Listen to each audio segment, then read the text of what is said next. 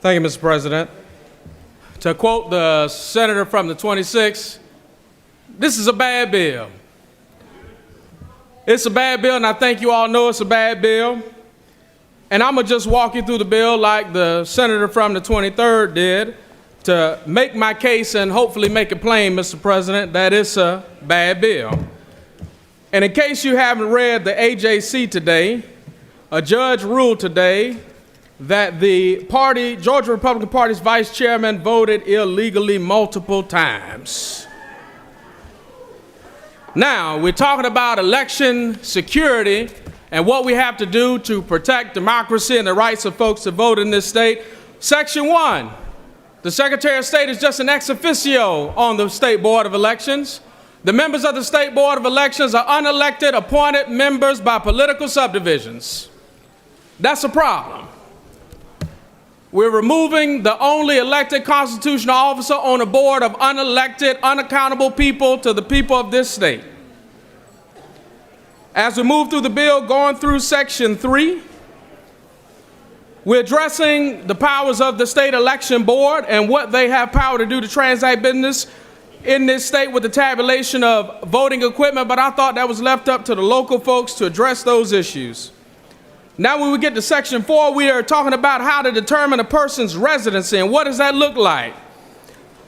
The mailing address for election purposes of any person in this state who is homeless and without a permanent address shall be the registrar's office of the county in which such person resides. This issue is going to lead to more voters to be challenged because when you get through the rest of this bill, it talks about what happens if you want to challenge a person. If you want to challenge a person, they use in this bill terminology about probable cause. On line 179, it says probable cause shall include, but not be limited to, an election. It lists these criteria. Now, as I've shared with you colleagues time and time again, I'm a Baptist preacher and I understand the word but means pause. So the bill says probable cause shall include, but the but is but. But it's not limited to, meaning it doesn't have to be substantiated. It is not limited just to these items in the bill. The but means you can challenge it based on probable cause so that you can challenge any voter at any time. And probable cause is used in law enforcement. If you want to arrest somebody, you make sure you have probable cause. Why is probable cause? And Mr. President, I think the senator from the 25th is out of order while a member speaking in the well. I hope that this body, when we come into the next biennium, has a little bit more decorum when the member is in the well. Because when the senator from the 23rd was delivering his remarks, I didn't interrupt him. And I think it's a disservice to this body to interrupt me in the well. It's out of order and it's improper. Senator, stay focused on the bill. I'm on the bill, Mr. President, because that's what this bill is talking about, what's improper, while I'm in the well.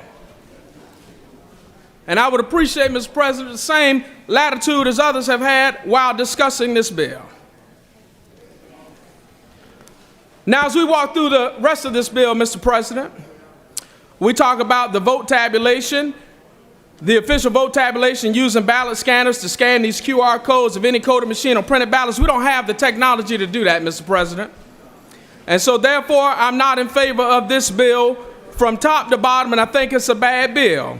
When you talk about how you'll get ballots from sealed containers from the election superintendent, this is to create more conspiracy in the election because as the superintendent is going to the clerk of the Superior Court to get those ballots, what happens when a sheet of paper gets lost and doesn't get returned back to the proper box in the sealed container? This creates more issues for elections.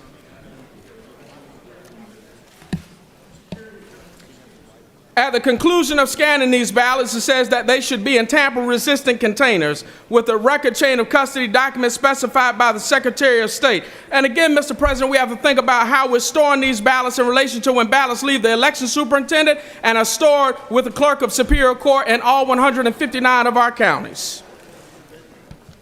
As we continue to move through this bill, which I just got a few moments ago,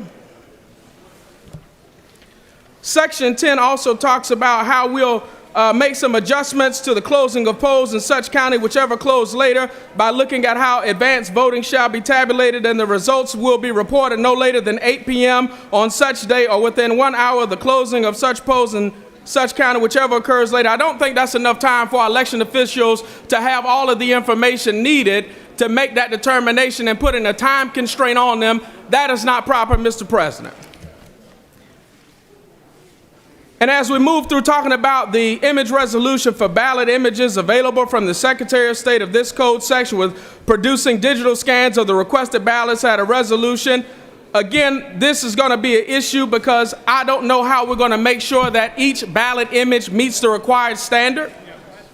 And as we move through section 11, talking about a pilot program of auditing of paper ballot images using optical character recognition technology or other related technology which shall verify the human readable text portion of the ballot. Again, Mr. President, this technology does not exist. It should not be in this bill, and we shouldn't be voting on this measure tonight. And so with that, Mr. President, if there are any questions, I will take those.